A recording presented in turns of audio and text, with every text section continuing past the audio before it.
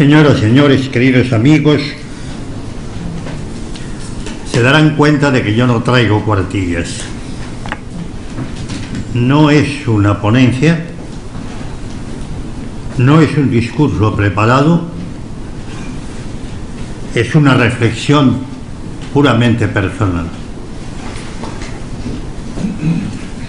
¿Qué fue para mí la Revolución de Octubre? Aquel día 5, hacía muy poco tiempo que yo había cumplido 10 años.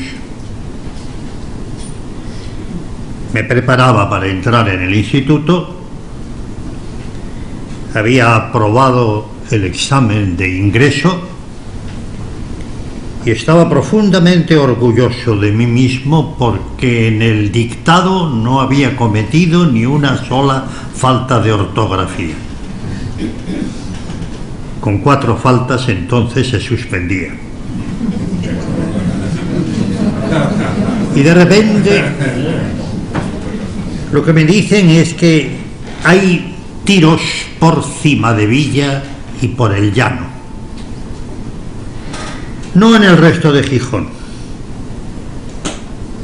Yo no pertenecía a una familia importante, sino mucho menos. Y había además en esta familia un predominio hacia la izquierda. Para mí la Revolución de Octubre fue, por así decirlo, el primer paso hacia una conversión que tendría lugar un poco más tarde. Me preguntan qué recuerdos tienes de aquellos días entre el 5 y el 12 de octubre.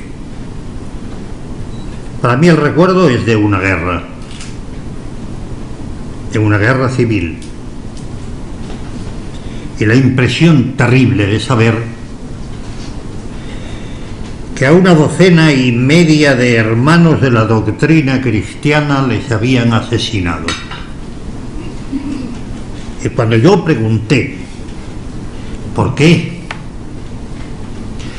la respuesta fue vertical: porque estaban enseñando, y enseñaban doctrina católica que debe ser perseguida. Segundo recuerdo, yo vivía entonces frente a la playa de San Lorenzo, y un día vi como grupo de militares desembarcaban y un autogiro, todavía no era helicóptero, bajaba a la arena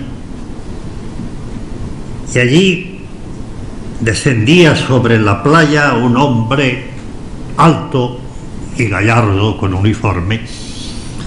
A mí me causó admiración, no sabía quién era. Años más tarde, la documentación me dijo que era el general Yagüe, entonces teniente coronel Yagüe, nada más. Un recuerdo de haber estado como contemplando un frente. La tercera memoria es mucho más triste. Yo empecé los estudios del bachillerato en el mes de diciembre de aquel año. Utilizábamos como edificio el antiguo colegio de los jesuitas, que fue más tarde cuartel de Simancas. Y en aquel momento, además de servir a los niños de bachillerato, servía también para los reclusos que estaban esperando el juicio a causa de la revolución.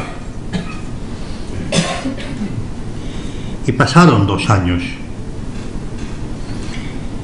Y una madrugada del 19 de julio de 1936, mi madre nos sacó de la cama, los 2 hermanos, y nos metió debajo de la cama porque las balas estaban cruzando por encima del tejado. Y yo pregunté: ¿es que ha vuelto la revolución? Desde entonces no me quedó la menor duda. La guerra civil no fue otra cosa que la consecuencia de la revolución. Todo comenzó aquel 5 de octubre. Para mí, lo importante es que en la mentalidad se fue forjando lo que yo podría llamar, como San Agustín, un proceso de conversión. No es importante lo que está sucediendo fuera en el mundo, sino lo que está sucediendo en el interior de cada uno de nosotros. Y contra la voluntad de mi familia, que quería que fuese abogado, lógicamente, me hice historiador. Pero si la historia no es ningún porvenir, me decían mis padres, no importa. Yo he tratado durante años de hacer como una especie de reinversión interna para llegar a saber, pero ¿qué es lo que nos ocurre? Y tengo que confesarles que tengo una profundísima decepción. Allá por aquel día 29 de julio de 1969, cuando en las Cortes jurábamos la lealtad al nuevo rey que iba a empezar a gobernar poco después, muchos estábamos absolutamente convencidos de que se había superado todo aquel terrible odio en el cual habíamos tenido que vivir en nuestra tremenda niñez. ¡Qué alegría! Y ahora vuelve la memoria histórica. A mí me explicaron qué era la memoria histórica dos sabios académicos soviéticos. Uno nacido en Polonia, pero miembro de la Academia de la Historia de Moscú, Jerzy Kulczycki, y otro, un antiguo mariscal soviético en Moscú, Kuznetsov, y es exactamente lo que ahora se pretende hacer. Los pueblos deben conservar únicamente memoria de aquello que sirve de plataforma para la construcción de la sociedad que se desea. Y todo lo demás tiene que ser negado. Bien, los historiadores vamos a tratar de llevar la contraria. No sé si lo conseguiremos. No nos hacen mucho caso. Yo no estaré jamás entre esos libros más vendidos ni cosas por el estilo. Doy gracias a Dios por ello. Nada me disgustaría tanto como ser el autor del libro más vendido de la semana, porque eso significaría que es un libro de escándalo. Y al tratar de luchar contra todo esto, yo me hago a mí mismo la reflexión de qué fue la Revolución de Octubre. Ante todo, fue el resultado de un error que cometieron muchas personas y algunas de una gran preparación intelectual. Confundir la República, que es una forma de Estado, con un régimen político. Lo mismo que sucede con la monarquía. La monarquía no es un régimen, es una forma de Estado, curiosamente inventada en España, descubierta en España, en donde se dan una serie de condiciones que naturalmente deben adaptarse a la evolución de los tiempos. pero los que el 14 de abril de 1931, sin tener en cuenta para nada los resultados de unas elecciones, sin tratar de recabar previamente la opinión del pueblo, proclamaron en la calle la República, no pensaban así. Creían que la República era un régimen político, el régimen que nosotros vamos a tratar de establecer, es decir, una dictadura de partido. Dentro de este punto de vista, no era concebible en modo alguno que las derechas llegaran a participar en el gobierno, porque eso sería tanto como una traición al régimen republicano. Pues bien, una de las cosas que actualmente se oculta es que en Asturias, precisamente, en las elecciones de 1933, la victoria fue aplastante para la CEDA. 13 diputados y solo 7 para el Partido Socialista. Por eso, en las comarcas asturianas más dominadas por los movimientos marxistas, la cuenca minera, es decir, esa línea fundamental que sigue el cauce del Langreo, es en donde el odio explotó, porque el sistema de la República había venido a traicionar lo que efectivamente se estaba fundando el 14 de abril de 1931. ¿Qué se produjo entonces? Como decía Juan Velarde hace unos momentos con un acierto enorme, se produjo un cambio espiritual de radicales consecuencias que ahora nos está volviendo a acechar. El odio se convierte en protagonista en las relaciones entre las personas. ¿Contra quién se dirige el odio? Contra aquel que no piensa como yo, contra aquel que está en la acera de enfrente, y de una manera especial en las izquierdas españolas, contra todo aquello que podía significar religión. ¿Cuándo empieza la revolución en Asturias? ¿El 5 de octubre? Yo les diría a ustedes no. El 9 de septiembre. Cuando José María Gil Robles sube a Covadonga, Covadonga es España, todo lo demás es tierra conquistada, decimos los asturianos, sube a Covadonga para presidir una gran asamblea de la derecha en donde se está afirmando el comienzo de una nueva etapa que dentro de la inspiración de lo que era la democracia cristiana, entonces muy incipiente, muy desordenada en sus reliquias en Italia, y los que se oponen a este movimiento, desde la calle, desde la prensa, desde la carretera por donde venía el dirigente, le llaman fascista. Era el fascismo.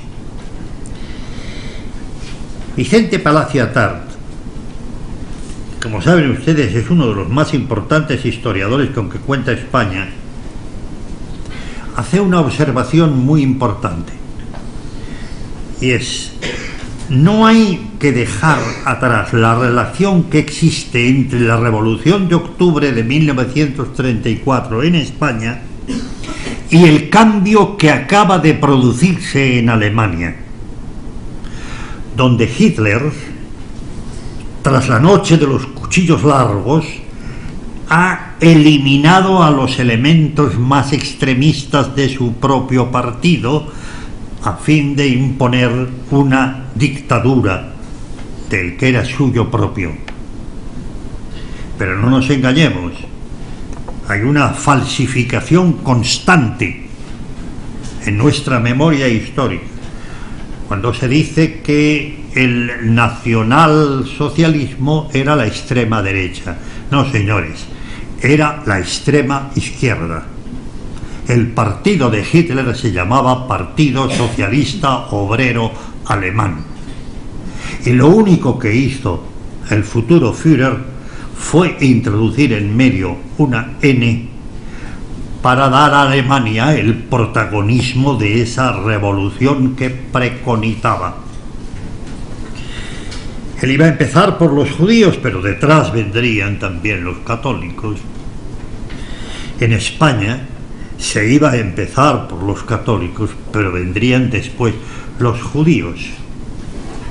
Durante la guerra civil, hecho que no se ha tomado muchas veces en consideración, los judíos pudieron seguir manteniendo su vida religiosa en la zona nacional, pero fueron excluidos en la zona roja, entre otras razones porque en Cataluña habían intentado prestar alguna clase de ayuda a los católicos perseguidos.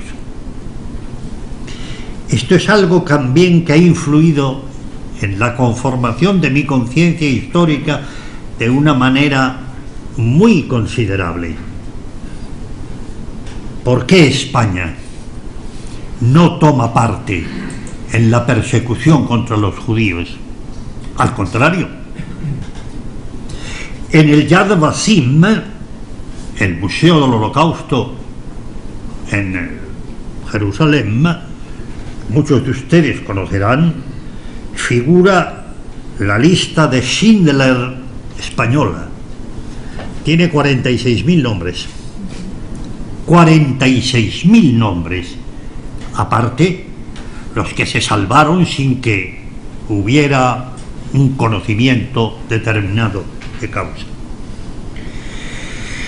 La revolución, por tanto, de octubre es un acontecimiento de una enorme importancia porque fue el primer intento para establecer en España un sistema totalitario que consiste en someter el Estado al partido. Algo que Franco evitará. Piensen ustedes lo que quieran sobre el generalísimo, pero evitará, sometiendo el partido al Estado, con gran disgusto de muchos de los hombres del movimiento que acabaron abandonando sus filas y pasándose a las del supuesto enemigo. La Revolución de Octubre es el primer intento de cambiar el curso de la historia de España. Fracasó. Fracasó porque era el resultado de una especie de yuxtaposición de tres elementos que no podían tener nada en común. El marxismo radical que domina en Asturias, yo es una de las cosas que recuerdo, el nacionalismo catalán, es decir, el primer gesto hacia el golpe de Estado lo da Companys en la madrugada del día 5 de octubre declarando la República Independiente de Cataluña, y el nacionalismo vasco, que la verdad es que no se sabía muy bien qué demonios era. Yo soy vasco maqueto, quiero decir, yo estoy casado con una vasca y he sido calificado públicamente de maqueto en sus ambientes.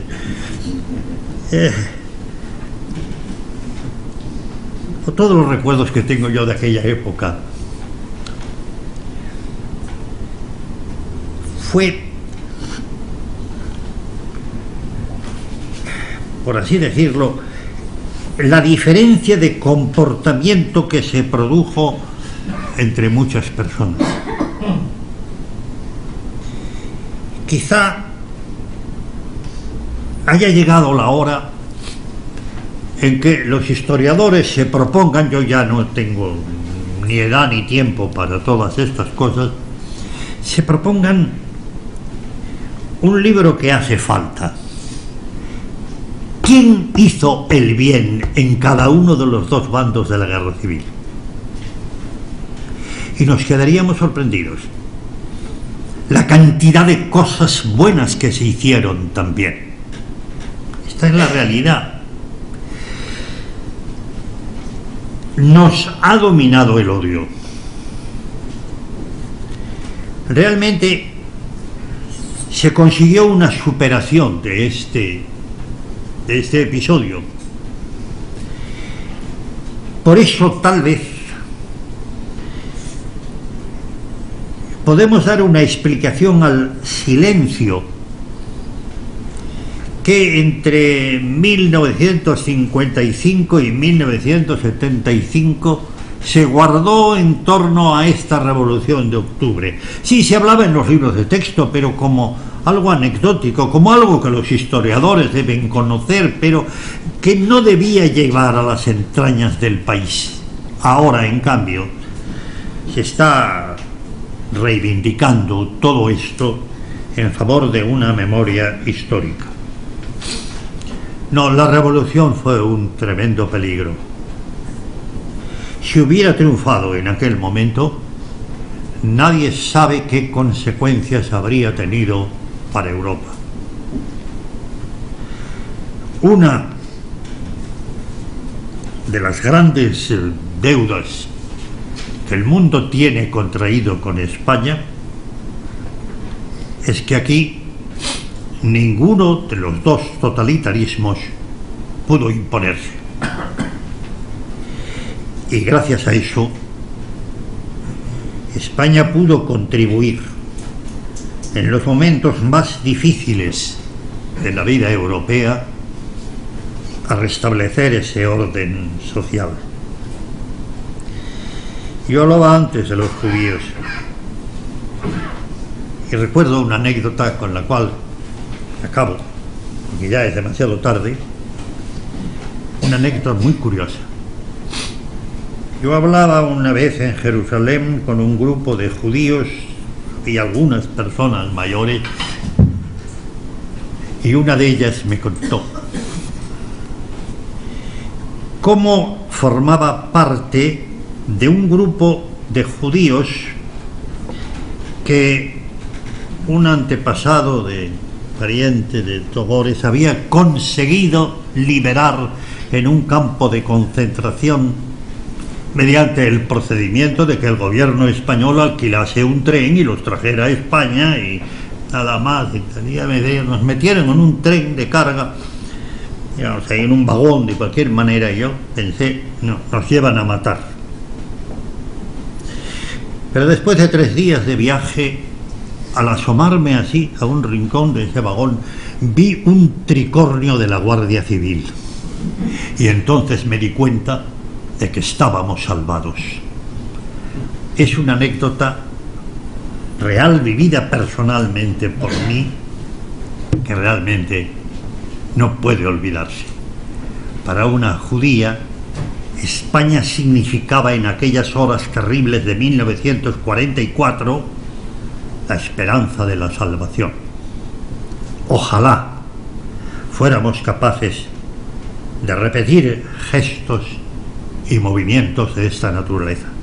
Ahora la memoria histórica pretende que, es verdad, algunos diplomáticos españoles hicieron una gran labor, pero era de espaldas al gobierno. ¡Oh, por Dios!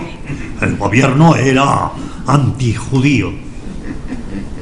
Pero ¿usted cree que en 1944 un diplomático español podía hacer algo en contra de la voluntad del gobierno? Es usted idiota perdido, vamos, y contradictorio, porque me está diciendo exactamente lo contrario. No fue así. Hubo un tremendo esfuerzo para salir de aquella situación de odio, y cuando parecía que lo habíamos conseguido, ahora nos vuelven con la memoria histórica a destruir todo lo que los historiadores habíamos conseguido. Perdonen, no les doy más la lata.